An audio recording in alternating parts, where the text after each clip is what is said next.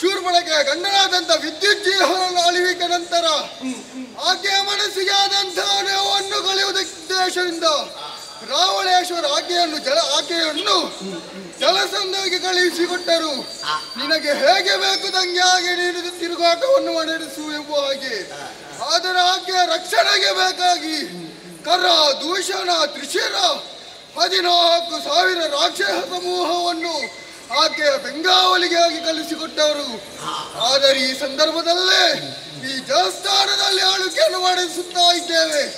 ಏನು ಒಂದು ಒಬ್ಬೆ ಕೇಳುತ್ತಾ ಉಂಟಲ್ಲ, ಹೇಳೋದು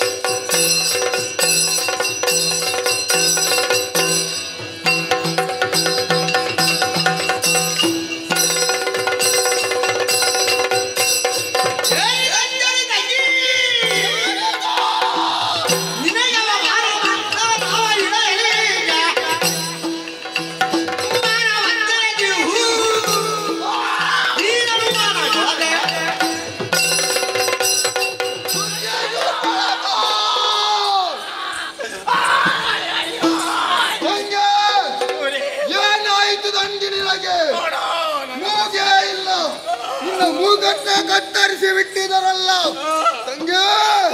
ಸಮಾಧಾನವನ್ನು ಮಾಡಿಕೋ. ನಿನ್ನ ಈ ಸ್ಥಿತಿ ನಂದವರು ಯಾರು ತಂಗೆ?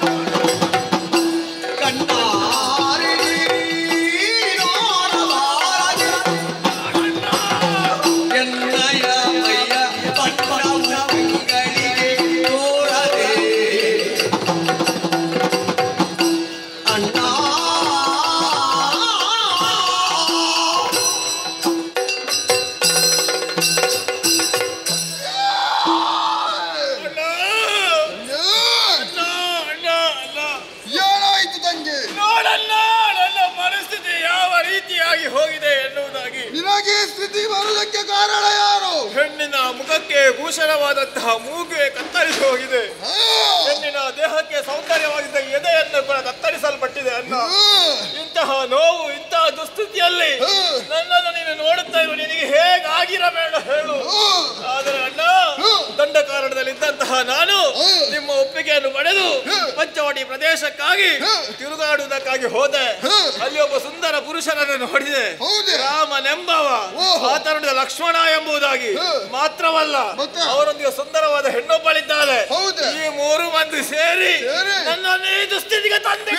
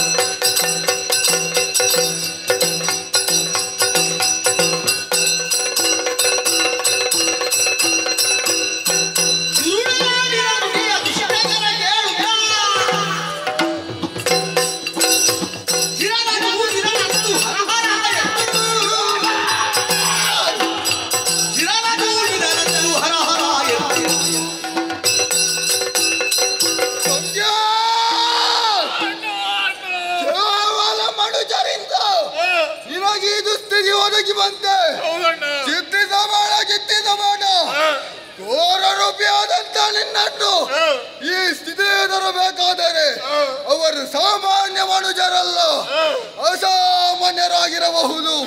ಆ ವಿಚಾರದ ಬಗ್ಗೆ ನೀನು ಚಿಂತೆ ಮಾಡುವಂತ ಅಗತ್ಯವಿಲ್ಲ. ಆ ದೇಹಕ್ಕೆ ಆದಂತ ಗಾಯಕ್ಕೆ ಔಷಧಿಯನ್ನು ಹಚ್ಚುವುದಕ್ಕೆ ವ್ಯವಸ್ಥೆಯನ್ನು ಮಾಡಿದರೆ ಚಿಂತೆಯನ್ನು ಬಿಡು, ಒಳಗೆ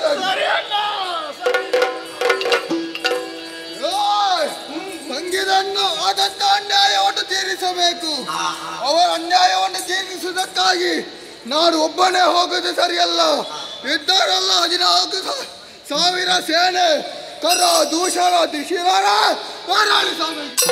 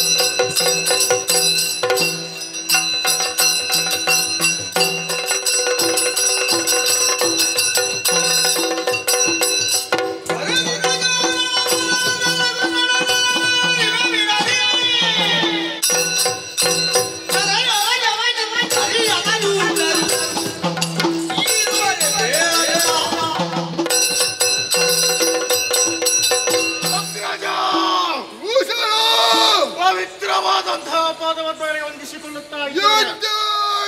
ಈ ವನದಲ್ಲಿದ್ದುಕೊಂಡು ವನದ ರಕ್ಷಣೆಯನ್ನು ಮಾಡುತ್ತಾ ಇದ್ದವರು, ನೀನು ಕೊಟ್ಟಂತಹ ಕಾರ್ಯದಲ್ಲಿ ಮುನ್ನಡೆದುಕೊಂಡಿರುವವರು, ಪ್ರಸಿದ್ಧಿಯನ್ನು ಪಡೆದವರು. ಆದರೆ ಈ ಸಂದರ್ಭಕ್ಕೆ ಎಲ್ಲರನ್ನು ಒಟ್ಟುಗೂಡಿಸಿದ್ದಿ, ಕರೆಸಿದ ಕಾರಣಗಳು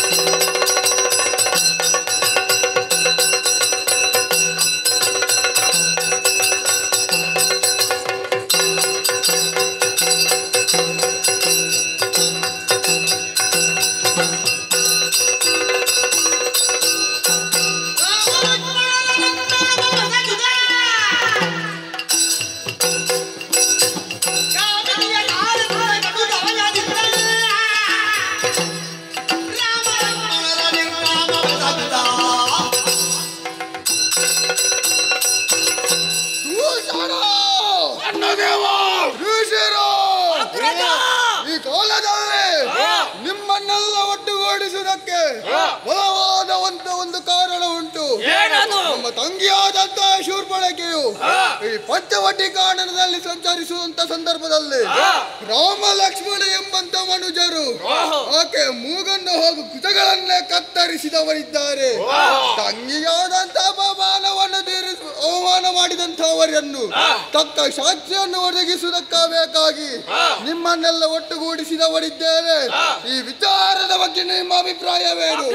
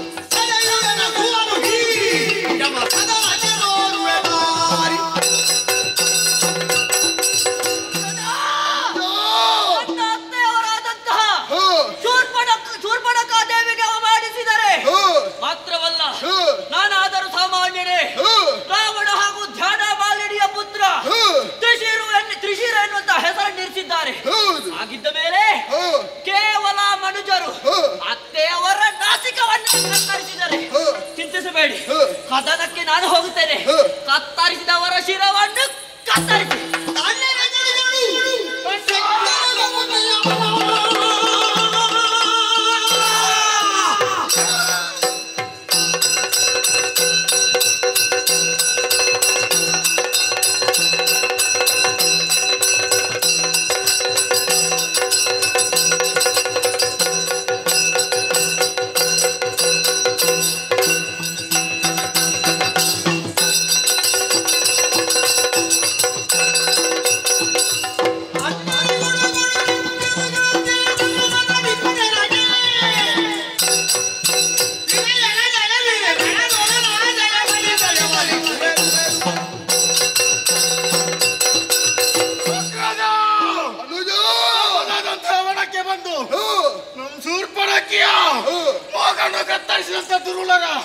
ಶಿರವನ್ನು ಸೇದಿಸದಿದ್ದರೆ ನಾನು ದೂಷಣನಲ್ಲ, ಕಳುಹಿಸಿಕೊಡನ್ನ. ತಮ್ಮಂದಿರ, ನೀವಾಡಿದಂತ ಈ ವೀರಾರೋಚಿತ ನುಡಿಯನ್ನು ಕೇಳಿದಾಗ ಮನಸ್ಸಿಗೆ ಬಹಳಷ್ಟು ಆನಂದವಾಯಿತು.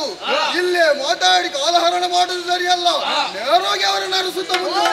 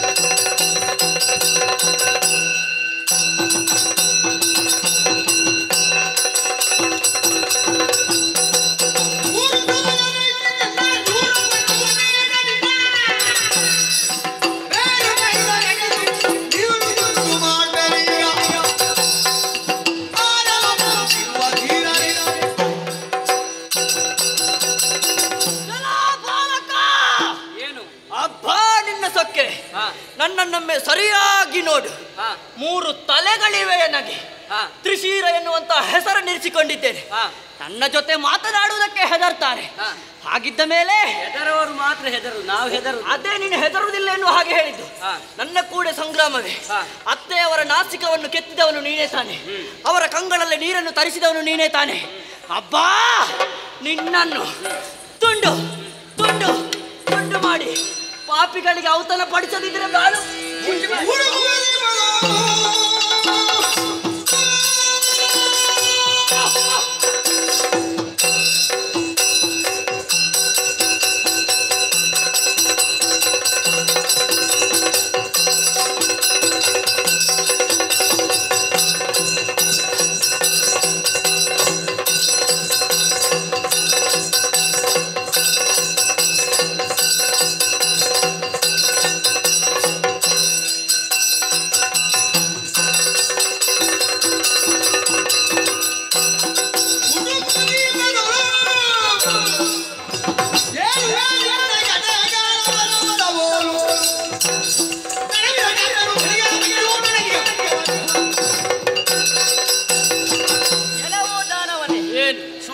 ಅಧರ್ಮದ ದಾರಿಯಲ್ಲಿ ಬಂದದ್ದು.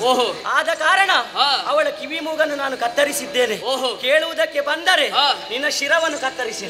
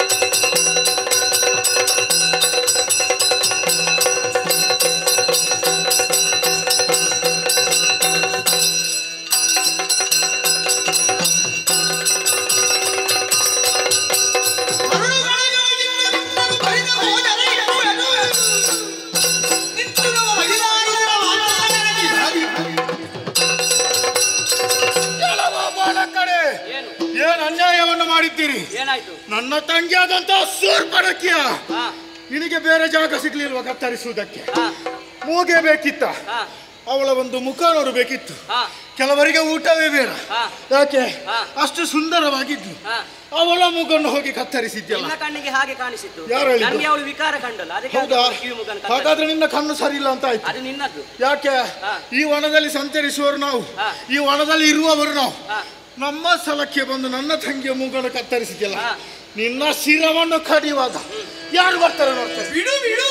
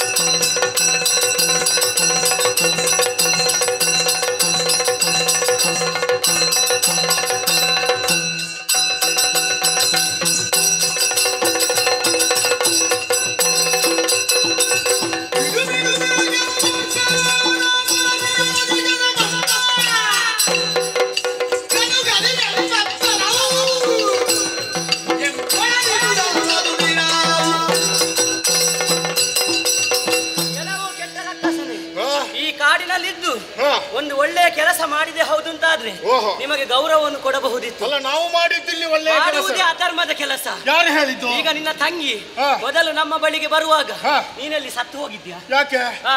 ಅವನು ಬಂದು ನನಗೆ ಅವನು ಹೇಳಿ ಹೋಗ್ತಾವ ನಾನು ಇಂಥ ಕಡೆ ನಮ್ಮನ್ನು ಹೋಗ್ತೇನೆ ಅಂತ. ಅತಿಕ್ರಮಿಸಿದ ಕಾರಣ ಇದು ನಮ್ಮ ವನ, ಹಾ. ಎಲ್ಲಿಗೆ ಹೋಗಬೇಕಾದ್ರೂ ನಮ್ಮ ಇಚ್ಛೆ ಅಂತ ನಾವು ಹೋಗಬಹುದು ಹಾ ಹಾ ಅಲ್ವಾ? ಅದು ನಿಮ್ಮ ಆಲೋಚನೆ. ಹಾ. ಕೇಳುವುದಕ್ಕೆ ಬಂದವರು ಹಾ. ಇಲ್ಲಿ ಸಾಮಾನ್ಯರಲ್ಲ. ಹಾ. ಈಗ ಬಂದವನು ರಾಮನ ತಮ್ಮ ಲಕ್ಷ್ಮಣ. ನೀನಲ್ಲ ಕರೆದದ್ದು, ಹೌದು. ಸುಮ್ಮನೆ ಬಿಡ್ತೇನೆ ಅಂತ ಭಾವಿಸ್ಬೇಡ. ಅವಳ ಕಿವಿ ಮೂಗನ್ನು ಕತ್ತರಿಸಿದ್ದು. ಹೌದು. ನಿನ್ನ ಸೊಂಟ ಕಡಿತೇನೆ ಬಾ. ನಿನ್ನ ತಲೆ ಕಡಿತೇನೆ.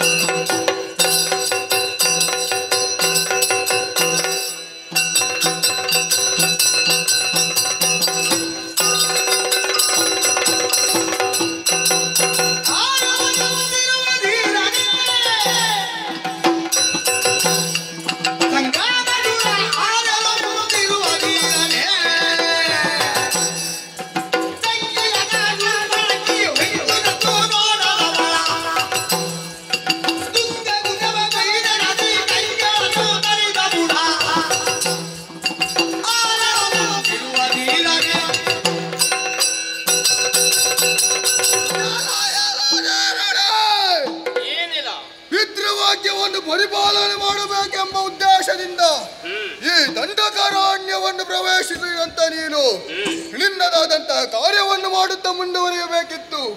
ಅದು ಮಾಡುವುದನ್ನು ಬಿಟ್ಟು ತಂಗಿಯಾದಂತಹ ಶೂರ್ಪಣಿಗೆ ಮೂಗನ್ನ ಕತ್ತರಿಸಿ ಅಪಮಾನಿಸಿದೆಯಾ?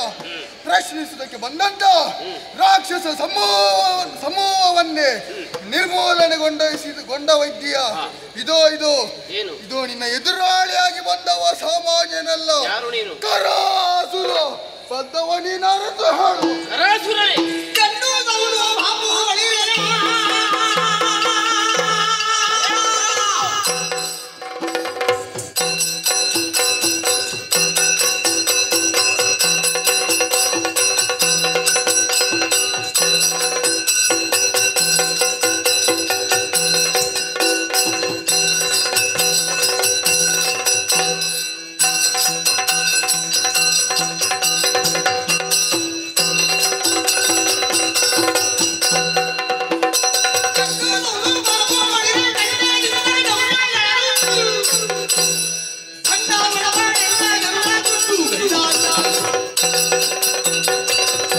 ಪ್ರತಿಸ್ಪರ್ಧಿಯಾಗಿ ನಿಂತು ಮಾತಾಡುತ್ತಿರುವವನು ಕರಾಸುರನೇ. ನಾನು ಯಾರು ಅಂತ ನಿನಗೆ ಗೊತ್ತಾಗ್ಲಿಲ್ವಾ? ಅಯೋಧ್ಯೆಯನ್ನು ಪಿತೃವಾಕ್ಯ ಪರಿಪಾಲನೆಗೆ ಬೇಕಾಗಿ ಬಂದವ ನಾನೇ ಶ್ರೀರಾಮ. ಪಂಚವಟಿಯಲ್ಲಿ ಇದ್ದೇನೆ. ಹಾಗಂತ ಈ ಸಂದರ್ಭದಲ್ಲಿ ನಿಮ್ಮವರನ್ನು ಯಾಕೆ ಕೊಂದಿದ್ದೇನೆ? ಯಾಕೆ? ಎಲ್ಲರೂ ಕೂಡ ಒಳ್ಳೆಯವರಲ್ಲ, ಕೆಟ್ಟ ದಾರಿಯಿಂದಲೇ ಮುಂದುವರಿದವರು. ಅಂತವರನ್ನು ಉಳಿಸುವುದಿಲ್ಲ ಎಂಬ ಒಂದೇ ಮಾತಿಗೆ ಬೇಕಾಗಿ ಸಂಹರಿಸಿದ್ದೇನೆ ನಾನು. ಆಮೇಲೆ ನಿನ್ನ ತಂಗಿಯ ಬಗ್ಗೆ ಮಾತನಾಡುವುದಾದ್ರೆ ಅವಳು ಹೆಮ್ಮಾರಿಯಾಗಿದ್ದವಳು. ಹೆಮ್ಮಾರಿಯಾಗಿದ್ದಂತ ಅವಳನ್ನು ಹಿಂದೆ ಮುಂದೆ ಯೋಚನೆ ಮಾಡದೆ ಅವಳಿಗೆ ಯಾವುದು ಶಿಕ್ಷೆ ಆಗಬೇಕು ಅದನ್ನು ನಾವು ಕೊಟ್ಟಿದ್ದೇವೆ. ಇನ್ನೊಂದು ಹೇಳಬೇಕಾ, ನಿಮ್ಮ ಮೇಲೆ ದ್ವೇಷ ನನಗೆ ಯಾಕೆ? ಧರ್ಮಿಷ್ಠರು ಋಷಿಮುನಿಗಳು ಲೋಕ ಕಲ್ಯಾಣಕ್ಕೆ ಬೇಕಾಗಿ ಮಾಡುವಂತಹ ಯಾಗಕ್ಕೆ ನಿಮ್ಮಂತ ದುಷ್ಟ ರಾಕ್ಷಸರಿಂದ ಅನ್ಯಾಯವಾಗಿದೆ ಅನ್ನುವಂತ ವಿಚಾರ ನನಗೆ ಗೊತ್ತಿದೆ. ಅವರಿಗೆ ಧೈರ್ಯದ ಮಾತನ್ನೇ ಹೇಳಿದ್ದೇನೆ, ನಿಮ್ಮನ್ನು ಕೊಂದು ಕೊಡ್ತೇನೆ ಅಂತ. ಅಧಿಕ ಪ್ರಸಂಗ ಮಾತಾಡದೆ ಹಿಂದೆ ಹೋದ್ರೆ ಲೇಸು, ಇಲ್ಲದೆ ಹೋದರೆ ಶಿರ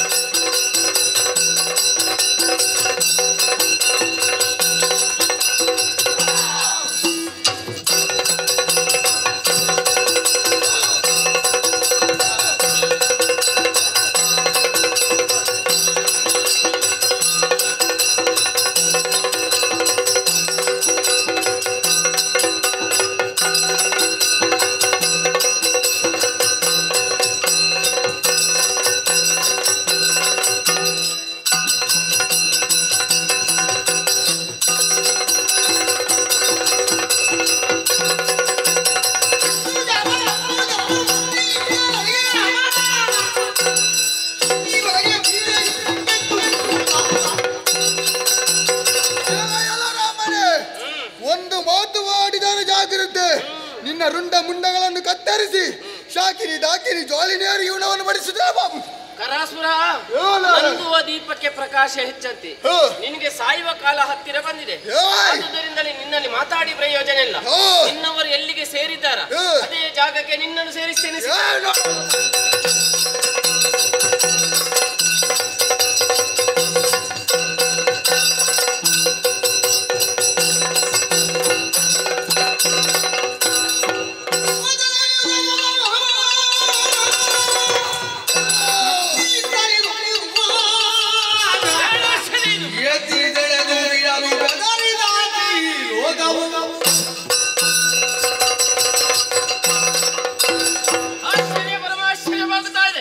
ಅದೆಷ್ಟೋ ಹೊತ್ತಿನಿಂದ ಕರಾಸುರನ ಮುಂದೆ ಹೋರಾಟ ಮಾಡಿದ್ರೆ ಇವನನ್ನು ಕೊಲ್ಲುವುದಕ್ಕೆ ಅಸಾಧ್ಯವಾಗುತ್ತಾ ಇದೆ.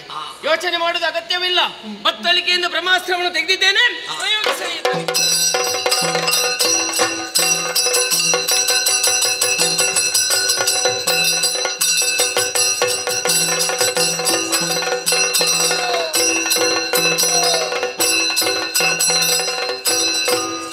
ಪಂಚವಟಿಯಲ್ಲಿ ವಾಸ ಮಾಡುತ್ತಿರುವಂತಹ 14,000 ರಾಕ್ಷಸರನ್ನು ಕ್ಷಣ ಮಾತ್ರದಲ್ಲಿ ವಧಿಸಿದ್ದೇನೆ. ಇನ್ನು ಯಾರು ಬರ್ತಾರಂತ ನಿರೀಕ್ಷೆಯಲ್ಲಿದ್ದೇನೆ.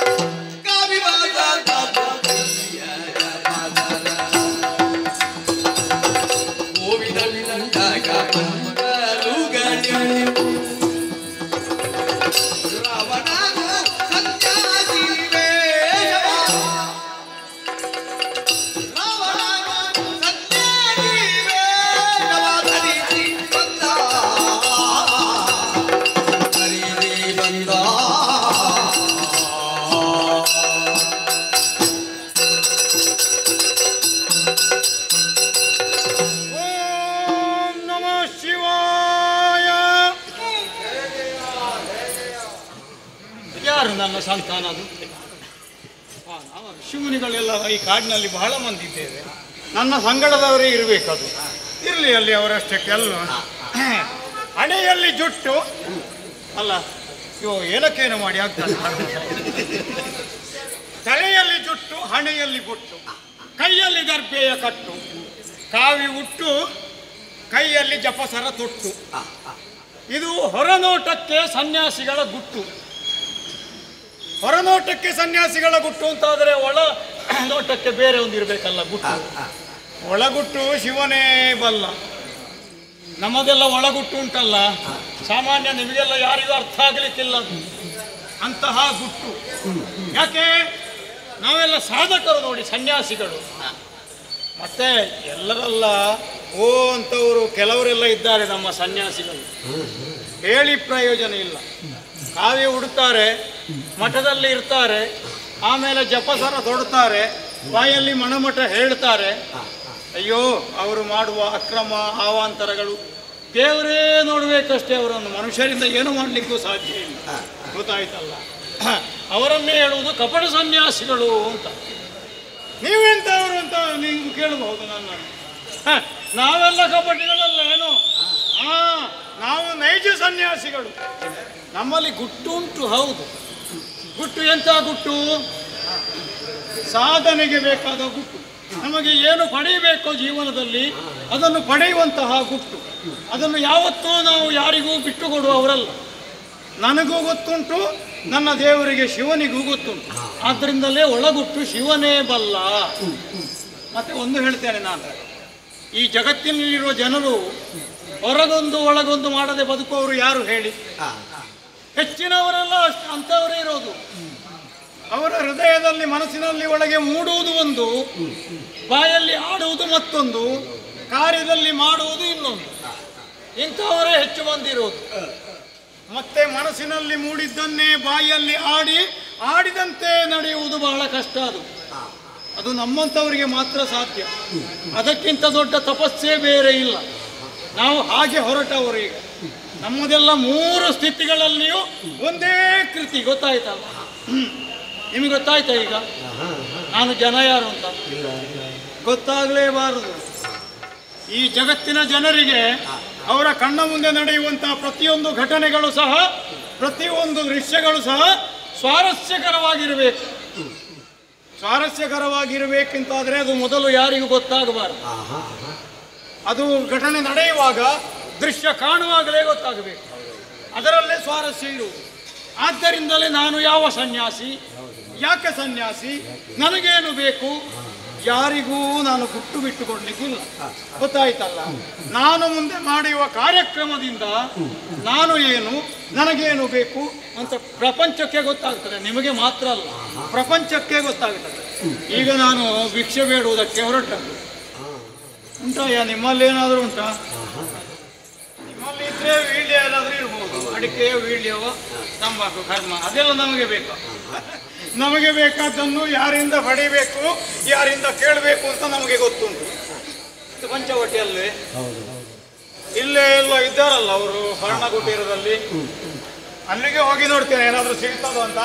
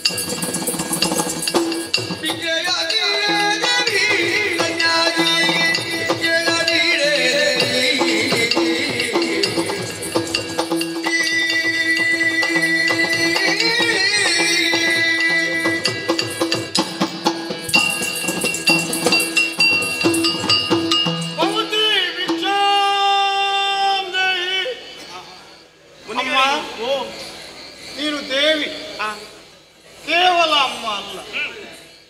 ಹಾಗಾಗಿ ಓ ದೇವಿ, ನಾನೊಬ್ಬ ಸನ್ಯಾಸಿ. ನೋಡುವಾಗಲೇ ತಿಳಿದಿದ್ದೆ ನಾನು.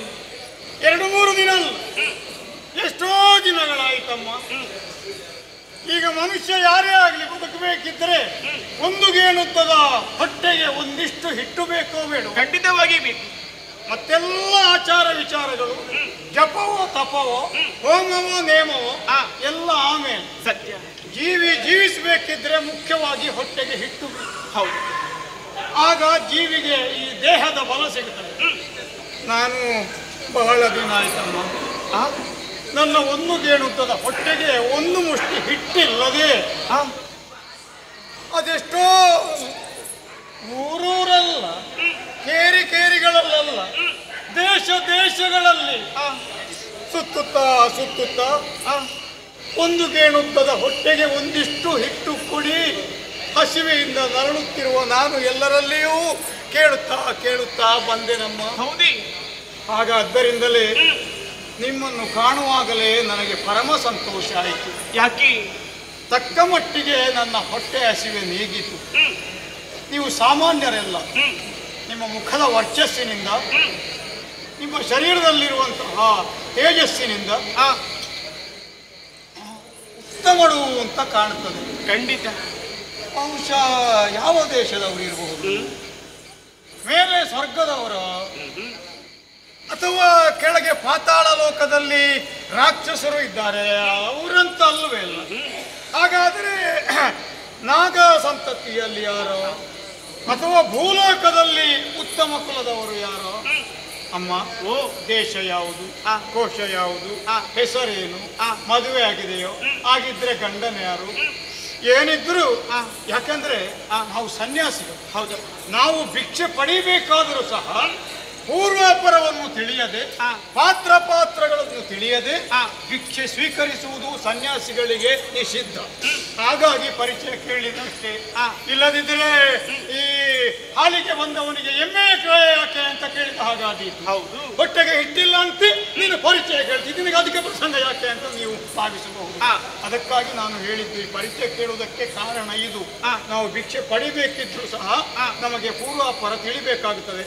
ಹಾಗಾಗಿ ತಾವು ಎಲ್ಲಿಯವರಮ್ಮ? ಭವತಿ ಭಿಕ್ಷಾ ದೇಹಿ, ಏನಾದರೂ ಕೊಡಿಯಮ್ಮ.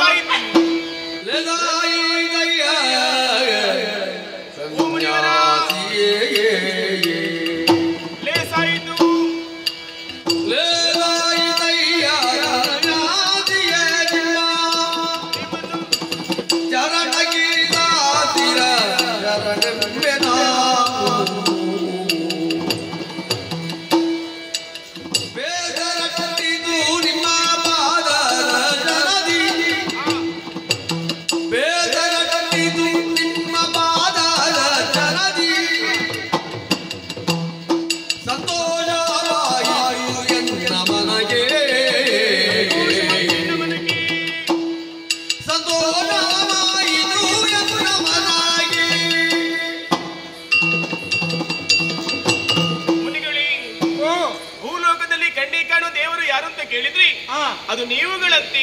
ಹೌದು, ಬ್ರಾಹ್ಮಣರು, ಋಷಿಮುನಿಗಳು, ಖಂಡಿತವಾಗಿ ಎಲ್ಲರ ನಂಬಿಕೆ ಹಾಗೆ. ಬಡವರ ಮನೆಗೆ ಭಾಗ್ಯದೇವತೆ ಬಂದ ಹಾಗಾಯಿತು. ನಿಮ್ಮನ್ನು ಕಂಡು ಮನಸ್ಸಿಗೆ ಸಂತೋಷವಾಯಿತು. ಹಾಗಂತ ಹೇಳಿ ನನ್ನ ಪರಿಚಯ ಕೇಳೋದಕ್ಕೆ ನೀವು ಮುಂದಾಗುತ್ತಾ ಇದ್ದೀರಾ. ಹೌದು, ಪರಿಚಯ ಹೇಳಬೇಕಾದ್ದು ನನ್ನ ಧರ್ಮವೇ ಹೌದು. ನೀವು ಹೇಳಿದ ಹಾಗೆ ನಾನು ಉತ್ತಮ ಕುಲದವರೇ ನಾನಾಗಿದ್ದೇನೆ.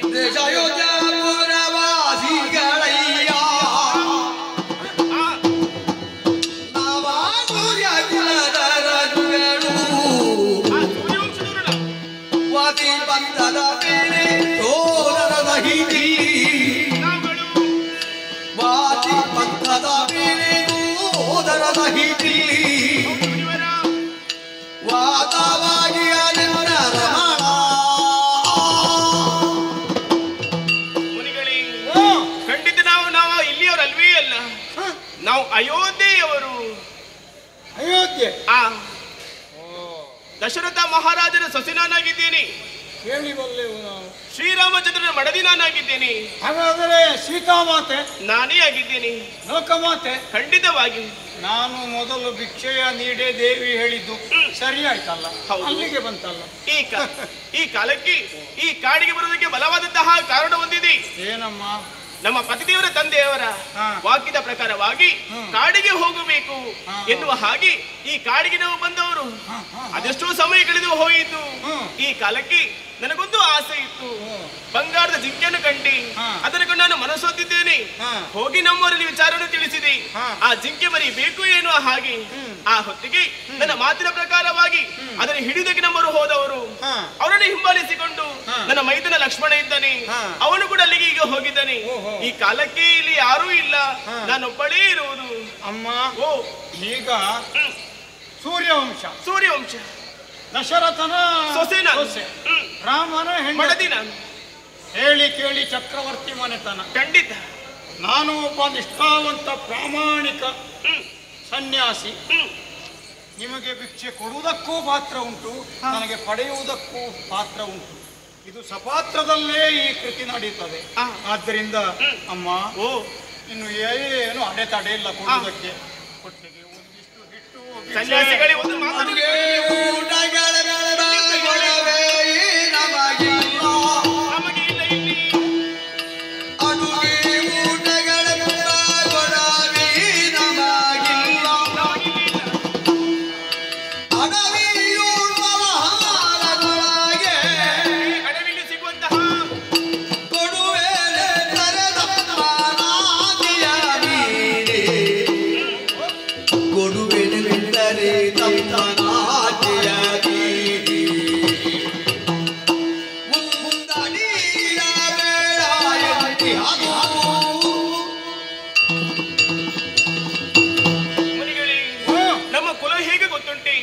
ದೇಹಿ ಎಂದವರಿಗೆ ನಾಸ್ತಿ ಎಂಬರವಲ್ವೇ ಅಲ್ಲ. ಅಯ್ಯೋ, ಈ ಕಾಲಕ್ಕೆ ಭಿಕ್ಷೆಯನ್ನು ಕೊಡಮ್ಮ ಎಂದು ಹಾಗೆ ನೀವು ಕೇಳುತ್ತಾ ಇದ್ದೀರಾ. ಭಿಕ್ಷೆಯನ್ನು ಕೊಡಲೇಬೇಕು. ಕೊಡುವಂತಹ ಮನಸ್ಸು ನನಗೂ ಉಂಟು. ಮತ್ತೆ ಆದರೆ ಸ್ವಲ್ಪ ನಾನು ಆಲೋಚಿಸಬೇಕಾಗಿದೆ. ನಾವಿಲ್ಲಿ ಅಡುಗೆಯನ್ನು ಮಾಡುದು ನಾವಲ್ಲ, ನಾವು ಊಟ ಮಾಡಿದ್ದೇವಾ? ಈ ಅಡವಿಲಿ ಸಿಗುವಂತಹ ಗೆಡ್ಡೆ ಗೆಣಸನ್ನು ತಿಂದು ನಾವು ಜೀವನ ನಡೆಸುವ ನಾವಾಗಿದ್ದೇವೆ. ಈ ಕಾಲಕ್ಕೆ ನಿಮ್ಮಲ್ಲಿ ನಾವು ಕೊಡಬಹುದಿತ್ತು, ಕೊಡುವುದಕ್ಕೆ ನಮ್ಮಲ್ಲಿ ಏನು ಇಲ್ವಲ್ಲ ಈಗ. ಅಮ್ಮ, ಈಗ ದಿನಾಲು ಪ್ರತಿನಿತ್ಯ ಅರಮನೆಯಲ್ಲಿದ್ದುಕೊಂಡು ಭೋಗ ಜೀವನವನ್ನು ನಡೆಸುವ ನಿಮಗೆ ಅನ್ನ ಆಹಾರ ಬೇಡ, ಗೆಡ್ಡೆಗೆಣಸು ತಿಂದೇ ಅಂತಾಗುವಾಗ ಗೆಡ್ಡೆಗೆಣಸು ತಿಂದೇ ನಾವು ಇಲ್ಲಿ ಇರುವವರು, ನಮಗೆ ಅದು ಆಗುದಿಲ್ಲ, ನಮ್ಮ ಗಂಟಲಲ್ಲಿ ಇಳಿಯುವುದಿಲ್ವ? ಹಾಗಾದ್ರೆ ನಮಗೂ ಅದೇ ಸಾಕಮ್ಮ. ಈಗ ಗೆಡ್ಡೆಗೆಣಸು ಸಾಧಿತೆ ನಿಮಗೆ, ಹಾಗಾದ್ರೆ ಅದೇ ಆದಿತ್ಯ ತಾನೇ, ಆಕ್ಷೇಪ ಇಲ್ಲ ತಾನೇ? ಒಳಗಿದ್ದ ತಂದು ಕೊಡ್ತೀನಿ ಈಗ. ಅಲ್ಲ ನಾನು ತಂದು ಕೊಡ್ತೀನಿ ಅಂತ. ಆದ್ರೆ ಒಂದು ನಿಮಿಷ ಮುನಿಗಳೇ, ಭಿಕ್ಷೆಯನ್ನು ಕೊಡಬಹುದಿತ್ತು, ಆದ್ರೆ ಸರಿಯಾಗಿ ನೋಡಿ ಅಂತಿ. 1 2 3 4 5 6 7 ಅದು ಗೆರೆ ಎಳೆದದ್ದು ಯಾವ ಮಕ್ಕಳು ಆಟ ಆಡ್ಲಿಕ್ಕೆ? ಇದು ಯಾವ ಆಟ? ಇದು ಆಟದ ರೇಖೆ ಅಲ್ಲ. ಇದು ನನ್ನ ಮೈದುನ ಹೋಗುವಂತಹ ಸಂದರ್ಭದಲ್ಲಿ 7 ರೇಖೆಯನ್ನು ಹಾಕಿ ಹೋಗಿದ್ದಾನೆ. ನನ್ನ ರಕ್ಷಣೆಗೆ ಬೇಕಾಗಿ ಯಾವ ಕಾಲಕ್ಕೂ ಇದನ್ನು ದಾಟಿ ಬರಬೇಡಿ ಎನ್ನುವ ಹಾಗೆ ಹೇಳಿ ಹೋಗಿದ್ದಾನೆ. ಅವನ ಮಾತನ್ನು ಮೀರುವುದಕ್ಕೆ ಸಾಧ್ಯ ಉಂಟೆ ಹೇಳಿ? ಇದು ಲಕ್ಷ್ಮಣ ರೇಖೆ. ಲಕ್ಷ್ಮಣ ರೇಖೆ ಇದು ದಾಟಿ ಬರಬಾರದು. ದಾಟಿ ಬರಬಾರದು ನಾವು. ಏನಮ್ಮ ನೆವನ ಹೇಳುವುದು? ನೆವನ ಹೇಳುವುದಾಗಿ ನೆವನ ಹೇಳುವುದಾಗಿ ನಾನೇ ಎಂದರೆ ನಾಸ್ತಿಯನ ಬಾಹುದೇ.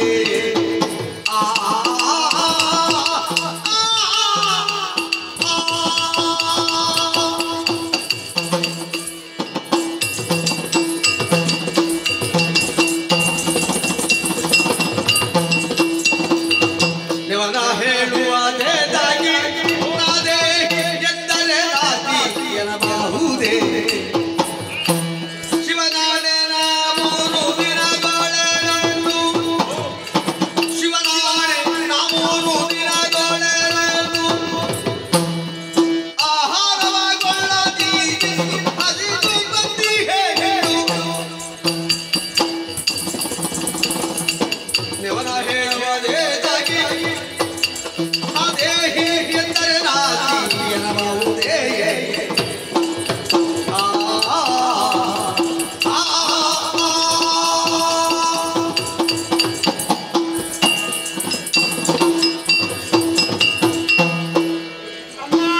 ಮುನಿಗಳೇ, ಯಾವುದನ್ನೇ ಮಾಡುವುದಕ್ಕೆ ಮನುಷ್ಯರಿಗೆ ಮನಸ್ಸಿಲ್ಲದಿದ್ದರೆ ನೆವನ ಹೇಳುವುದಕ್ಕೆ 1000 ಕಾಣ್ತದೆ. ಖಂಡಿತ. ಇದು ಕುಣಿಲಿಕ್ಕೆ ಗೊತ್ತಿಲ್ಲದವನು ಅಂಗಳ ಡೊಂಕು ಅಂತ ಹೇಳಿದ ಹಾಗೆ. ಮತ್ತೆ ಹೆಂಡತಿಯಲ್ಲಿ ಪ್ರೀತಿ ಇಲ್ಲದವನು ಮೊಸರಿನಲ್ಲಿಯೂ ಕಲ್ಲು ಹುಡುಕುವುದು. ಮೊಸರಿನಲ್ಲಿ ಕಲ್ಲು ಉಂಟು, ನಿನ್ನ ಕರ್ಮ ಅದು. ಸ್ವಯ ಇಲ್ಲ, ಅದು ತಪ್ಪು ಹುಡುಕುವಂತೆ ಕೆಲಸ. ಇದು ನೆವನ. ನಾನು ಈಗ ಉತ್ತಮ ಕುಲವತಿಯಾದ ನೀವು, ಲೋಕಕ್ಕೆ ಮಾತೆಯಾದ ನೀವು, ನನ್ನಂತಹ ಒಬ್ಬ ಹಸಿದು ಬಂದ ಅಯ್ಯೋ ಸನ್ಯಾಸಿಗೆ, ಭಿಕ್ಷುಕನಿಗೆ ಒಂದಿಷ್ಟು ಭಿಕ್ಷೆ ಕೊಡುವುದಕ್ಕೆ ಇಂತಹ ಒಂದು ನೆವನವನ್ನು ಹೇಳಬಹುದೇ ಅಮ್ಮ? ನನ್ನ ಆರಾಧ್ಯ ದೇವರು ಪರಮೇಶ್ವರ ದೇವರ ಆಣೆ ಹೌದಮ್ಮ. 2-3 ದಿನಗಳಿಂದ ಒಂದಿಷ್ಟು ಹೊಟ್ಟೆಗೆ ಕಿಟ್ಟು ಸೇವಿಸಲಿಲ್ಲ ನಾನು. ಮತ್ತೆ ನೀವು ಹೇಳ್ತೀರಿ ಗೆರೆ ಉಂಟು. ಗೆರೆ ಉಂಟು. ಇದು ಗೆರೆ ಯಾಕೆ? ರಕ್ಷಣೆಗೆ ಬೇಕಾಗಿ. ಹೌದು. ಯಾವ ರಕ್ಷಣೆ? ದುಷ್ಟರ ಕಸರಿಂದ. ಈ ದಟ್ಟವಾದ ಕಾಡಿನಲ್ಲಿ ಅದೆಷ್ಟೋ ದುಷ್ಟರಾಕ್ಷಸರು ಇರ್ತಾರೆ. ಈ ದುಷ್ಟರಾಕ್ಷಸರಿಗೆ ಮಾನವತೆ ಹೆಣ್ಣೊಬ್ಬಳ ಮಾನಕ್ಕೆ ಪ್ರಾಣಕ್ಕೆ ಯಾವುದೇ ರೀತಿಯ ಕೊರತೆ ಹಾನಿ ಉಂಟಾಗಬಾರದು ಎನ್ನುವುದಕ್ಕಾಗಿ ದುಷ್ಟರಾಕ್ಷಸರ ರಕ್ಷಣೆಗೆ ಬೇಕಾಗಿ ಮಾತ್ರ ಗೆರೆ ಎಳೆದು ಹಾಗೆ. ಮತ್ತೆ ನಮ್ಮಂತಹ ಬ್ರಾಹ್ಮಣರು, ಅಪ್ಪಟ ಸನ್ಯಾಸಿಗಳು, ಶುದ್ಧ ಮನಸ್ಸಿನ ನಿಷ್ಠಾವಂತ ಸನ್ಯಾಸಿಗಳು ಭಿಕ್ಷೆ ಬೇಡುವುದಕ್ಕೆ ಬಂದರೆ ಕೊಡಬಾರದು ಅಂತ ಏನಾದ್ರೂ ಹೇಳಿದ ನಾವ? ಕೊಡಬಾರದು ಅಂತ ಹೇಳಿಲ್ಲ, ದಾಟಿ ಹೋಗಬಾರ್ದು ಅಂತ ಹೇಳಿದ್ದಾನೆ ಅಷ್ಟೇ. ದಾಟಿ ಹೋಗಬಾರದು, ರಾಕ್ಷಸರ ಮಾಯೆಗೆ ಸಿಲುಕಬಾರದು ಅಂತ ಅಷ್ಟೇ. ಮತ್ತು ಒಂದಿದೆ. ಏನು? ಈಗ ಸೂರ್ಯವಂಶದವರ ಬಗ್ಗೆ ನಮಗೂ ಸ್ವಲ್ಪ ಕೇಳಿ ಗೊತ್ತುಂಟು. ಸೂರ್ಯವಂಶ ಅಂದ್ರೆ ಏನು?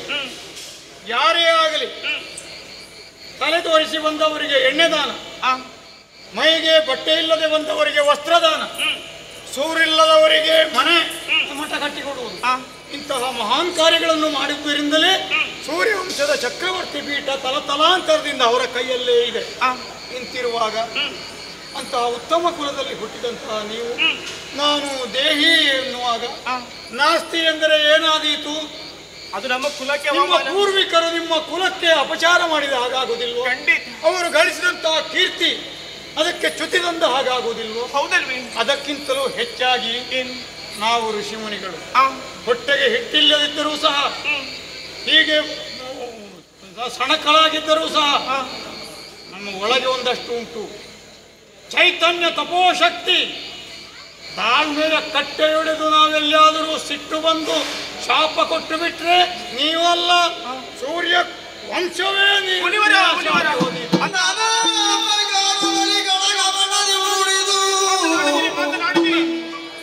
ಮಾನವೀಯ ಮನದ ವೃತ್ತಿಯ ಮಾಡಿ, ಮಾನವೀಯ ಮನದ ವೃತ್ತಿಯವು ಮಾಡಿ, ಏನು ಬಂದರೂ ಬರಲಿ, ಏನು ನಡೆದಳು ಅವರಿಗೆ ನಡೆದಳು. ರಸ್ತೆಯಲ್ಲಿ ಋಷಿವಾಗಿ ಯಾವ ಕಾಲಕ್ಕೂ ತಪ್ಪುವುದಕ್ಕೆ ಸಾಧ್ಯವಿಲ್ವಂತೆ. ಈ ಕಾಲಕ್ಕೆ ಇವರು ಕೋಪಗೊಂಡು ನನಗೆ ಶಾಪವನ್ನು ಕೊಟ್ಟರು ಅಂತಾದ್ರೆ ಆ ಶಾಪ ಎಂಬುದು ನಮ್ಮ ಕುಲಕ್ಕೆ ಇದು ಆದಂತಹ ದೋಷ. ಶಾಪ ಕೊಡುವುದೇ ಬೇಡ. ಈಗ ನೀವು ನಾನು ಕೇಳಿದ ಭಿಕ್ಷೆ ನನಗೆ ನೀವು ಕೊಡದೇ ಇದ್ರೆ ನನಗೆ ಬೇರೆ ದಾರಿ ಇಲ್ಲ. ಅಯ್ಯೋ, ನಾನು ನಿಮ್ಮಿಂದ ಪಡೆದ ಭಿಕ್ಷೆ ಕೃತಾರ್ಥನಾಗಬೇಕೇ ಹೊರತು, ಹೊಟ್ಟೆ ತುಂಬಿಸಿಕೊಳ್ಳಬೇಕೇ ಹೊರತು, ನನ್ನ ಹಸಿವೆಯನ್ನು ನೀಗಿಕೊಳ್ಳಬೇಕೇ ಹೊರತು ಪ್ರಪಂಚದಲ್ಲಿ ಮಿಕ್ಕ ಯಾರಿಂದಲೂ ನಾನು ಭಿಕ್ಷೆ ಬೇಡುವ ಹಾಗಿಲ್ಲಮ್ಮ. ಹೀಗೆ ನಾನು ಭಿಕ್ಷೆ ನನಗೆ ಸಿಗದೆ ಹಸಿವೆಯಿಂದ ನರಳಾಡಿ ಶಾಪ ಕೊಡುವುದು ಬಿಡಿ, ಇಲ್ಲೇ ನಿಮ್ಮ ಕಣ್ಣೆದುರಿನಲ್ಲೇ ಪ್ರಾಣ ಬಿಟ್ಟು ಬಿಟ್ರೆ ಋಷಿಯೊಬ್ಬನ ಸಾವಿಗೆ ನೀವು ಕಾರಣರಾಗುವುದಿಲ್ಲ. ಹೌದು, ಚೆನ್ನಾಗಿ ಯೋಚಿಸಿ ಅರ್ಥೈಸಿಕೊಂಡೆ ಮುನಿಗಳೇ, ನಿಮ್ಮ ಮನಸ್ಸನ್ನು ಕೇಳಿ ನನ್ನ ಮನಸ್ಸು ಎಂಬುದು ಪರಿವರ್ತನೆಗೊಳ್ಳುತ್ತಾ ಉಂಟು. ಬಂದುದೆಲ್ಲವೂ ಬರಲಿ, ಆಮೇಲೆ ನೋಡುವ. ಅಷ್ಟೇ ನಿಮಗೆ ಬೇಕಾದದ್ದು ಈಗ ಗೆಡ್ಡೆಗೆನಸು ತಾನೆ. ಈ ಕೆರೆಯನ್ನು ದಾಟಿ ಮುಂದೆ ಬರ್ತೀನಿ.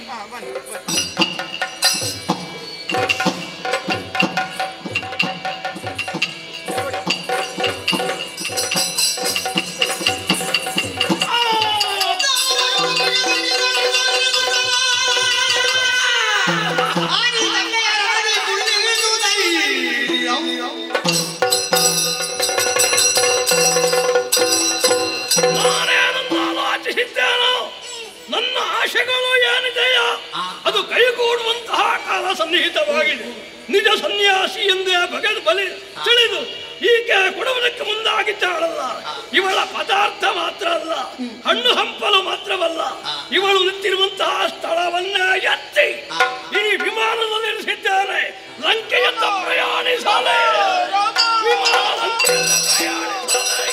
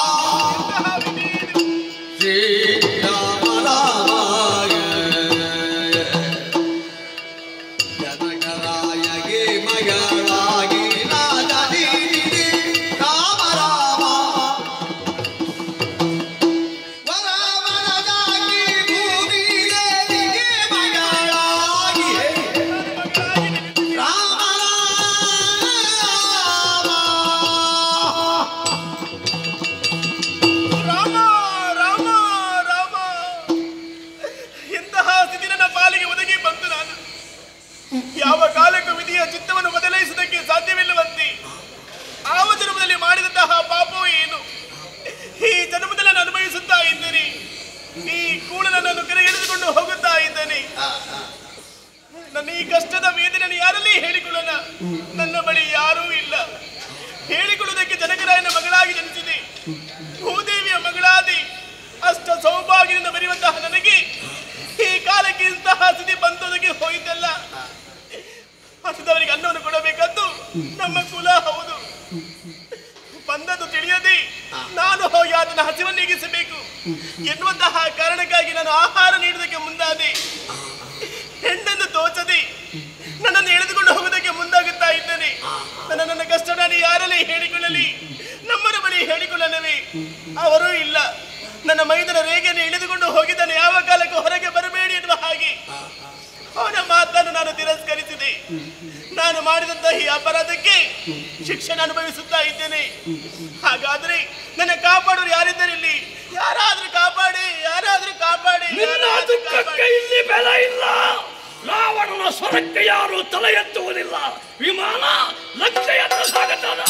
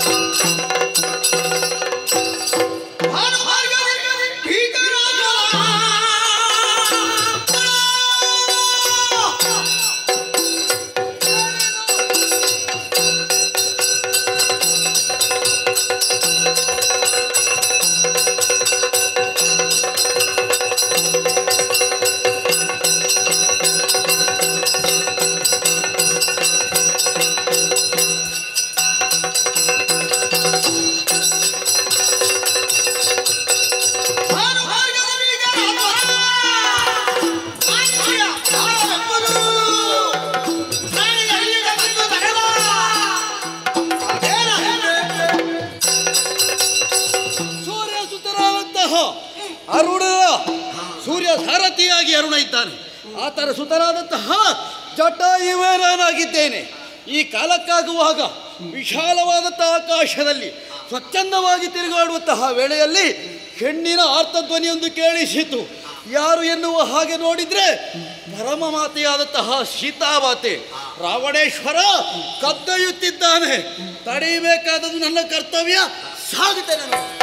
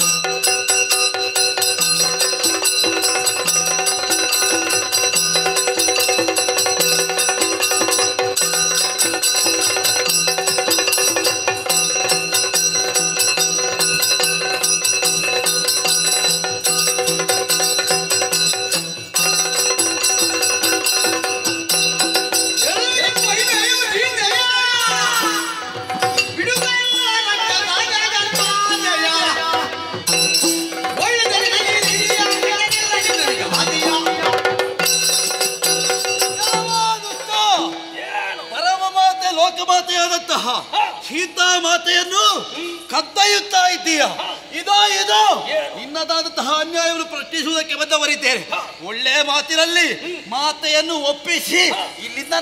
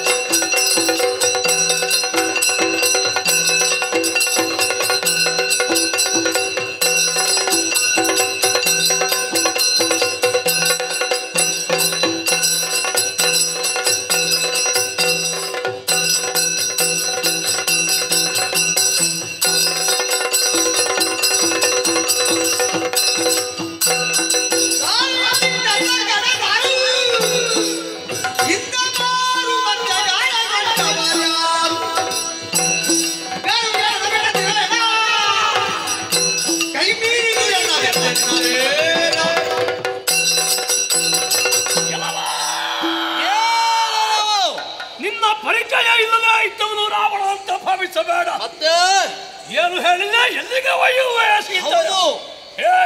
ಏನು ದಾರಿಯ ಬಿಟ್ಟಂತ ಕಡೆ ಸಾರು. ನಾನು ನಿನಗೆ ಯಾವುದೇ ರೀತಿ ಅಡ್ಡಿಪಡಿಸುತ್ತಿಲ್ಲ. ನೀನಾಗಿಯೇ ವಿಮಾನವನ್ನು ಹೊತ್ತೊಯ್ಯುತ್ತಿರುವೆ ಅಥವಾ ಇಲ್ಲಿ ಇವಳನ್ನು ಹೊತ್ತೊಯ್ಯುವಂತಹ ಕಾಲಕ್ಕೆ ನನ್ನನ್ನು ತಡೆಯುವುದಕ್ಕೆ ನಿನಗೆ ಪಾರುಪತ್ಯವನ್ನಾದರೂ ಕೊಟ್ಟವರಾರು? ಯಾರು ಗೆಡದೆ ಪೆಟ್ಟು ತಿನ್ನಬೇಡ, ರಾವಣನ ಕೈ ಮೀರಿತು ಅಂತ ಹೇಳಬೇಡ. ಬಾರಿಸಿಯಾನು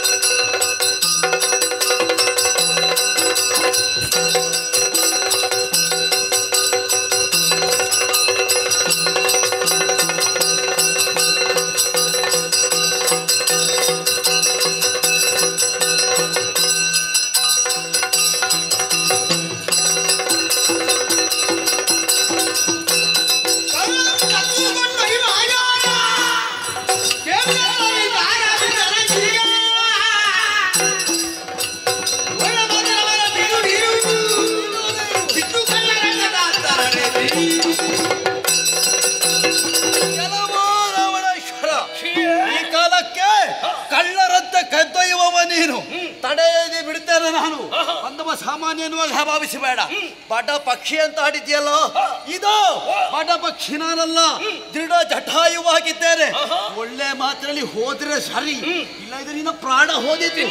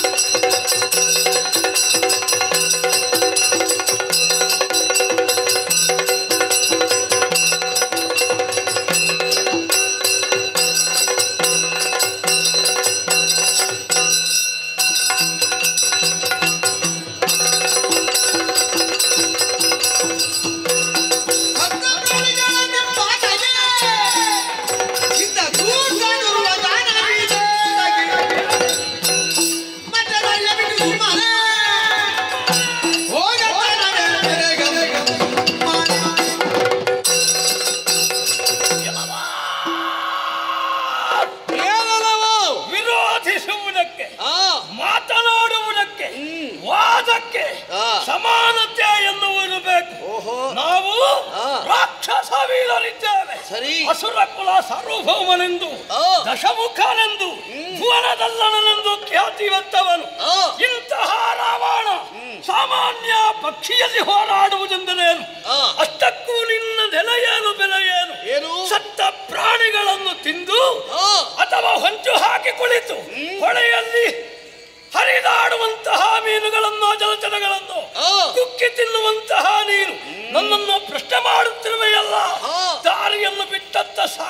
ಇದ್ದರೆ ನಿನ್ನನ್ನು 100 ತುಂಡಾಗಿ ಸೇರು ಜಾಗ್ರತೆ.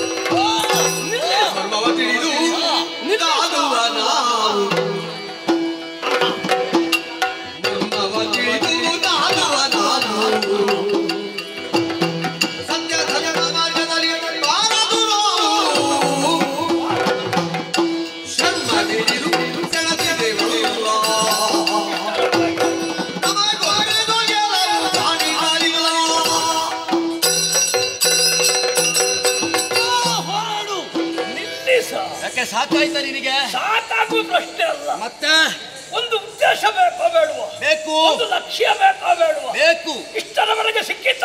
ಎಂತದ್ದು? ನಾವು ಇವತ್ತು ನಿನ್ನ ಹೋರಾಡುವುದು ಆಹಾ. ಕೆಲವು ದಿವಸ ಆಯ್ತು. ಸರಿ, ನೀನು ಗೆದ್ದಿದ್ದೀಯಾ? ನೀನು ಗೆದ್ದಿದ್ದೀಯಾ ಅಲ್ವಾ? ಆ. ಹಾಗಿದ್ರೆ ಏನು ಏನು? ಬಡಿದಾಡಿಕೊಂಡು ಕಾಲ ಕಳೆಯುತ್ತಿದ್ದೇವೆಯೇ ವಿನಃ ನಮ್ಮೊಳಗೆ ಸೋಲು ಗೆಲುವು ಇಷ್ಟರವರೆಗೆ ನಿರ್ಣಯವಾಗಲಿಲ್ಲ. ಸರಿ, ನಾನು ನಿನ್ನನ್ನು ತಡೆದು ನಿಲ್ಲಿಸಿದ್ದಷ್ಟಕ್ಕೆ. ಯಾಕೆ? ಮತ್ತೆ ನೀನು ಗೆದ್ದಿದ್ದಿ, ನಾನು ಸೋತಿದ್ದೆ ಎನ್ನುವ ಕಾರಣಕ್ಕಾಗಿಲ್ಲ. ಹಾ. ಸೋಲು ಗೆಲುವು ಬಾರದು. ಸರಿ, ಸುಮ್ಮಗೆ ಯಾಕೆ ನಾವು ಹೊತ್ತು ಕಳಿಬೇಕು ಹೇಳು? ಹಾಗಿದ್ರೆ ನಿರ್ಧಾರ ಆಗಬೇಕು ಅಂತಾದ್ರೆ ಮರ್ಮವನ್ನ ಹಿಡಿದು ಕಾದಬೇಕು. ಅಂದ್ರೆ ಪ್ರಾಣವನ್ನ ಪಣಕ್ಕಿಟ್ಟು ಹೋರಾಡುವುದು ಅಂತ ಹೇಳ್ತಾರೆ ಅದಕ್ಕೆ. ಓಹೋ, ಪ್ರಾಣವೇ ಪ್ರಾಣ. ಹೌದು. ಕೇವಲ ಕಾಲಿನಿಂದಲೋ ಆ. ಉಗುರಿನಿಂದಲೋ ಮತ್ತೆ? ಆಯುಧದಿಂದಲೋ ಆ. ತಡೆಯುವುದು ಭೇದಿಸುವುದಲ್ಲ, ಮತ್ತೆ ಪ್ರಾಣವನ್ನ ಪಣಕ್ಕಿಡುವುದು. ಅದು ಹೇಗೆ? ಪ್ರಾಣಕ್ಕೆ ಒದೆತ, ಪ್ರಾಣಕ್ಕೆ ಪೆಟ್ಟು, ಆ. ಬರುವುದಿದ್ರು ಪ್ರಾಣಕ್ಕೆ ಚ್ಯುತಿ, ಸಂತಕಾರ. ಪ್ರಾಣ ಎಲ್ಲಿ ಉಂಟು ಅಂತ ಸರಿಯಾಗಿ ಗೊತ್ತಾದ್ರೆ ಅಲ್ಲಿಗೆ ಹೋದೆ. ಹೌದಾ? ಹೌದಾ ಅಲ್ವಾ? ಮತ್ತೆ ಅದನ್ನು ಹಿಡಿದು ನಾವು ಕಾದಿದೆವು ಅಂತಾದ್ರೆ ಆ.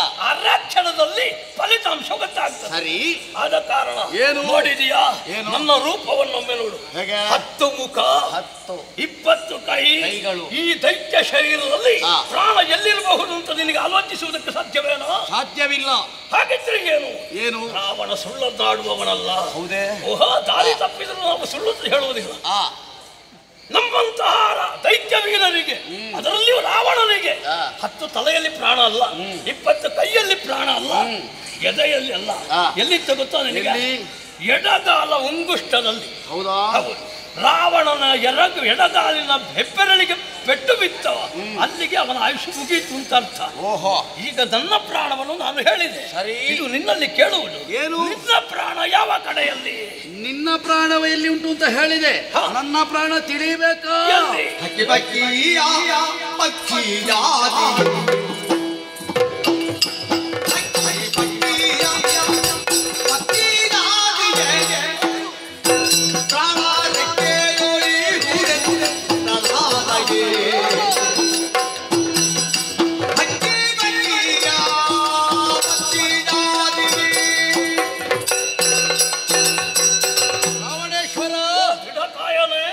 ಆಡಿದ್ದೀಯಲ್ಲ, ನಾನು ಸುಳ್ಳನ್ನಾಡುವುದಿಲ್ಲ, ದಾರಿ ತಪ್ಪೇನೆ ಅಂತ.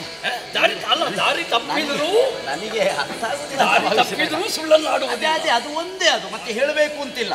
ಈಗ ನೀನು ಸುಳ್ಳನ್ನು ಆಡದೇ ಇದ್ರು ಬಿಡು, ಪಕ್ಷಿ ಜಾತಿಗಳು ನಾವು ಹಾಗಲ್ಲ, ವಿಶೇಷವಾದಂತಹ ಪಕ್ಷಿ ಜಾತಿ ನಾನು. ಯಾವ ಕಾರಣಕ್ಕೂ ಯಾವುದೇ ಕಾಲಕ್ಕೂ ಸುಳ್ಳನ್ನಾಡುವವನೇ ಅಲ್ಲ. ಅದು ಬೇಡ. ನಾನು ಸುಳ್ಳನ್ನಾಡುವವನೇ ಅಲ್ಲ ಅಂತ ಹೇಳಿದ್ರೆ ನಾನು ಸುಳ್ಳು ಹೇಳಿದ್ದೇನೆ ಅಂತ ಆಗ್ತದೆ. ಅದು ಬೇಡ. ನಿನ್ನ ಹಾಗಲ್ಲ, ನನ್ನ ಬಗ್ಗೆ ನಾನು ಆಡಿಕೊಂಡದ್ದು. ಹಾಗಾಗಿ ನಿನಗೆ ಹೇಳುವುದು ಇಷ್ಟೇ, ಪಕ್ಷಿ ಜಾತಿಗಳಿಗೆ ಅವರ ಪ್ರಾಣ ಇರುವುದು ತಮ್ಮ ರೆಕ್ಕೆಯಲ್ಲಿ. ಹಾಗಿದ್ರೆ ನಿನ್ನ ಪ್ರಾಣ ಇರುವುದು ರೆಕ್ಕೆ, ನನ್ನ ಪ್ರಾಣ ಇರುವುದು ಉಂಗುಷ್ಟ. ಹಾಗಿದ್ರೆ ಪ್ರಾಣವನ್ನೇ ಪಣಕ್ಕಿಟ್ಟು ಹೋರಾಡುವ. ಮರವಿಲ್ಲ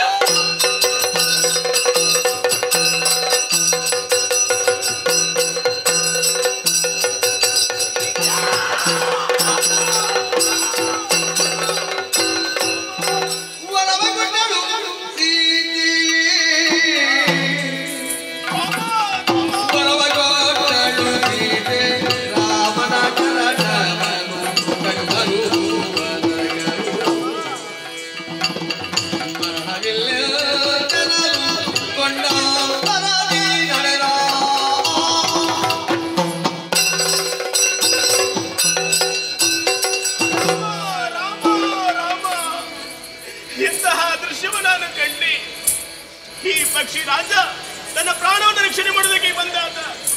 ಆದರೆ ಈ ಕಾಲಕ್ಕೆ ಈತನೇ ಪ್ರಾಣವನ್ನು ಕಳೆದಕ್ಕೆ ಮುಂದಾಗುತ್ತಾ ಇದ್ದಾನೆ, ಧರೆಗೆ ಬಿದ್ದು ಒದ್ದಾಡುತ್ತಾ ಇದ್ದಾನೆ. ಹಾಗಾದರೆ ಈತನಿಗೆ ವರವನ್ನು ಕೊಡಲೇಬೇಕು. ಓ ಪಕ್ಷಿರಾಜರೇ, ಈ ನನ್ನ ವಿಚಾರವನ್ನು ನನ್ನ ಪತಿದೇವರು ಶ್ರೀರಾಮಚಂದ್ರ ಇಲ್ಲಿಗೆ ಬರುವವರೆಗೂ ನಿನ್ನ ಪ್ರಾಣವಾಯು ಹೀಗೆ ಸ್ಥಿರವಾಗಿರಲಿ.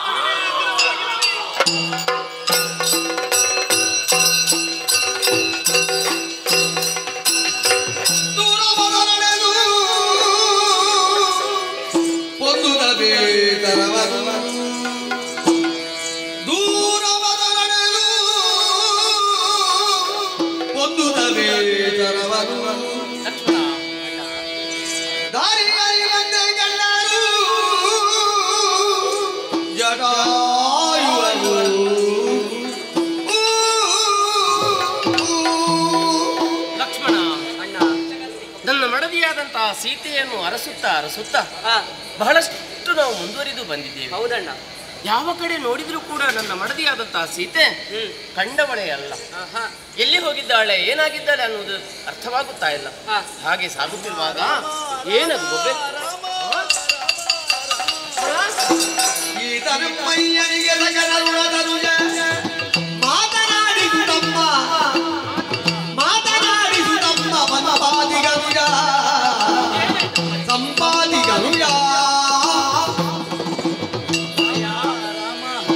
ಯಾಕೆ ನೀನು ದುಃಖಿಸುತ್ತಾ ಇದ್ದೆ, ಕಣ್ಣೀರು ಸುರಿಸುತ್ತಾ ಇದ್ಯಾ?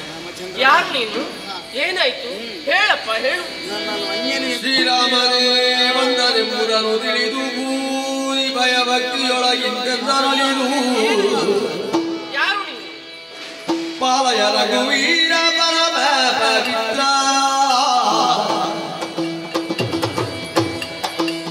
ಪಾಲಯ ರಘುವೀರ ಪರಮ ಪವಿತ್ರ, ಮುರುಗ ದೊಡೆಯನೆ ಕೇಳು ಭಿನ್ನಭವ, ಕೂಡರ ಬಳಗಟ್ಟುಕೊಂಡು ಜಾನಗಿಯ, ಕೂಡರ ಬಳಗಟ್ಟುಕೊಂಡು ಜಾನಗಿಯ ಮೇಲಪ್ಪಾರದಿ ಕೋಪ ವೇಳೆಯಾರು, ತಲೆ ತೆಗೆದ ಶಬ್ದ ಕೇಳಿ ರವಣನೊಳು ಕಾಳಗಿದಿರಾಗಿ ಕಾಲೇ ಹೋಗಿ.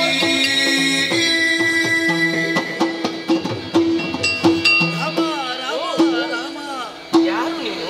ಧರೆಯ ಭಾರವನ್ನ ಇಳಿಸುವುದಕ್ಕಾಗಿ ಧರೆಗಿಳಿದು ಬಂದಂತಹ ಪುರುಷೋತ್ತಮ ನೀನೆನ್ನುವುದು ಸತ್ಯ. ನಿನ್ನನ್ನು ಕಂಡ ನನ್ನ ಈ ಕಣ್ಣುಗಳು ಪಾವನವಾಯಿತು. ರಾಮ, ರಾಮ, ನನ್ನನ್ನು ಅನ್ಯನೆನ್ನುವ ಹಾಗೆ ಭಾವಿಸಬೇಡ. ಯಾರು ನೀನು? ನಾನು ಜಟಾಯು ಆಗಿದ್ದೇನೆ. ಜಟಾಯು? ಹೌದು. ಏನಾಯ್ತು ನಿನಗೆ? ಕಾರಣ ಉಂಟು. ನನ್ನದಾದಂತಹ ನಿತ್ಯದ ಕರ್ತವ್ಯಕ್ಕೆ ಅಂಬರದಲ್ಲಿ ಸಂಚರಿಸುವಂತಹ ವೇಳೆಯಲ್ಲಿ ಹೆಣ್ಣಿನ ಆರ್ತಧ್ವನಿಯನ್ನು ಕೇಳಿಸಿದ್ದು. ಹೌದೇ? ಯಾರು ಏನು ಎನ್ನುವ ಹಾಗೆ ನೋಡಿದಾಗ ಪರಮ ಚರಿತೆಯಾದಂತಹ ಸೀತಾ ಮಾತೆಯನ್ನು ನಾನು ಕಂಡೆ. ದುಃಖಿಸ್ತಾ ಇದ್ದಾಳೆ ಜಗನ್ಮಾತೆ. ಹಾಗಿದ್ರೆ ಯಾಕೆ ಈ ಕಾರಣ ಎನ್ನುವ ಹಾಗೆ ನೋಡಿದಾಗ ದುಷ್ಟನಾದಂತಹ ರಾವಣೇಶ್ವರ ಸೀತಾ ಮಾತೆಯನ್ನು ಕದ್ದು ಅಪಹರಿಸುತ್ತಿದ್ದ. ತಡೆಯುವುದಕ್ಕೆ ನಾ ಹೋದೆ. ಏನಾಯ್ತು? ಹೋದಂತಹ ವೇಳೆಯಲ್ಲಿ ನಮ್ಮೊಡನೆ ಹೋರಾಟವಾಯಿತು. ನನ್ನದಾದಂತಹ ಹೋರಾಟದ ಮುಂದೆ ಅವನ ಕೈ ಸಾಗಲಿಲ್ಲ. ಮತ್ತೆ ಕೊನೆಯ ಕಾಲಕ್ಕೆ ಗೆಲುವನ್ನು ಸಾಧಿಸುವುದಕ್ಕಾಗಿ ಶಕ್ತಿಯಿಂದ ಆಗದ್ದನ್ನು ಯುಕ್ತಿಯ ಮುಖೇನ ಯೋಚಿಸಿದ. ಒಂದು ಮರ್ಮವನ್ನು ಉಪಯೋಗಿಸಿದ. ನಮ್ಮ ಪ್ರಾಣ ಎಲ್ಲಿ ಎನ್ನುವ ಹಾಗೆ ಕೇಳಿದ ಕ್ಷಣವೇ ಹಕ್ಕಿಗಳ ಪ್ರಾಣ ಇರುವುದು ರೆಕ್ಕೆಯಲ್ಲಿ ಎನ್ನುವಂತಹ ಸತ್ಯವನ್ನಾಡಿದೆ. ಆದರೆ ಅದನ್ನೇ ಉಪಯೋಗಿಸಿದಂತಹ ದುಷ್ಟ ರಾವಣ ನನ್ನ ರೆಕ್ಕೆಗಳನ್ನು ಕತ್ತರಿಸಿದ.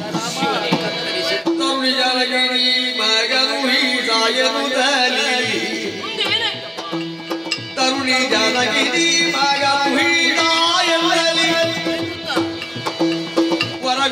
ವರವಿದ್ದಳದನೆಂದಲಿರುವೆ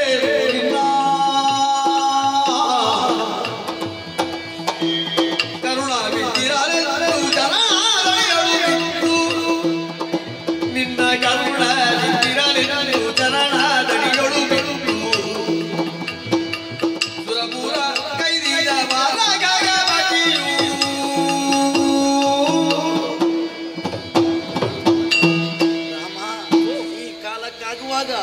ಇಷ್ಟರವರೆಗೆ ಪ್ರಾಣವನ್ನು ಉಳಿಸುವುದಕ್ಕೆ ಕಾರಣ ಉಂಟು. ಸೀತಾ ಮಾತೆ ನನಗೂ ನನ್ನ ವರವನ್ನು ಅನುಗ್ರಹಿಸಿದ. ಏನು ವರ? ನನ್ನವರು ಇಲ್ಲಿಗೆ ಬಂದು ನೀ ವಿಚಾರವನ್ನು ಅರುಹುವವರೆಗೆ ನಿನ್ನ ಪ್ರಾಣವಾಯು ಹಾಗೆ ಎನ್ನುವ ಹಾಗೆ ಅನುಗ್ರಹಿಸಿದ್ದಾಳೆ.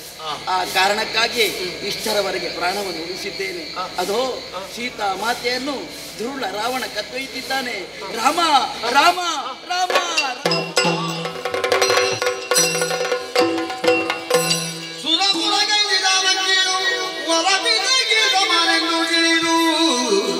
ಲಕ್ಷ್ಮಣ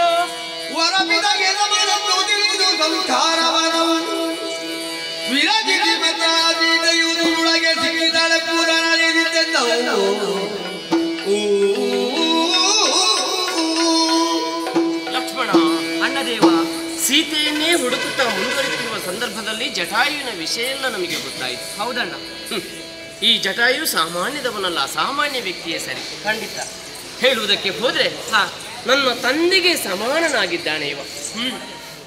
ಅವನಿಗೆ ಮಕ್ಕಳಾಗಿ ನಾವಿದ್ದುಕೊಂಡು ಅವನಿಗೆ ಏನು ಸಂಸ್ಕಾರ ಎಲ್ಲ ಆಗಬೇಕಾ ಅದನ್ನೆಲ್ಲ ಮುಗಿಸಿ ಆಯ್ತು. ಈಗ ಅವನೇ ಹೇಳಿದನಲ್ಲ, ದುಷ್ಟನಾದಂತಹ ರಾವಣ ನಾವು ಇಬ್ಬರು ಇಲ್ಲದಂತಹ ಹೊತ್ತಿಗೆ ಬಂದು ನನ್ನ ಮಡದಿಯಾದಂತಹ ಸೀತೆಯನ್ನು ಅಪಹರಿಸಿಕೊಂಡು ಹೋಗಿದ್ದಾನೆ ಅನ್ನುವ ಹಾಗೆ ವಿಷಯ ಗೊತ್ತಾಯ್ತು. ಹಾಗಾದ್ರೆ ನಾವು ಇಲ್ಲೇ ಉಳಿಯುವುದಲ್ಲ, ಅರಸುತ್ತ ಮುಂದುವರಿಯುವ.